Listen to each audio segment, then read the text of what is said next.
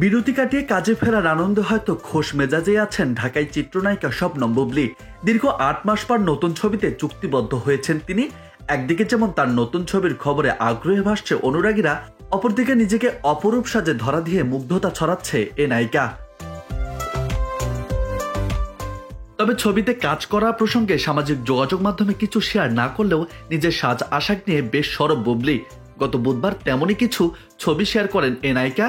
সেখানে বুবলীকে বেগুনি রঙের শাড়িতে দেখে মুগ্ধতায় ভাসিয়ে দেন অনুরাগীরা।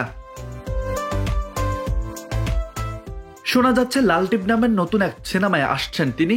নারী প্রধান গল্পের সিনেমাটি বানাবেন মেহেদী হাসান। আগামী জানুয়ারিতে শুরু হবে সিনেমার শুটিং। সম্প্রতি গণমাধ্যমে এমনটি তথ্য দিলেন নির্মাতা।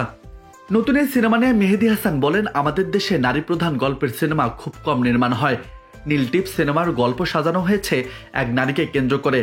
আশা করি বুবলী তার অভিনয় দিয়ে চরিত্রটিকে পরিপূর্ণতা দিবে।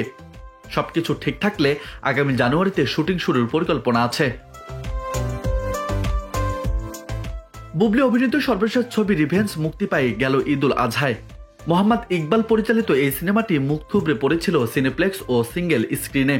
আবার এদিকে মুক্তির অপেক্ষায় আছে বুবলীর জঙ্গলি। এম রহিমের পরিচালনায় এতে বুবলীর বিপরীতে আছেন সিয়াম আহমেদ। ওটিটিতে কাজ করলেও বড় পর্দায় এটি এই জুটির প্রথম সিনেমা। রাজু আহমেদ, বিনোদন, বার্তা 24।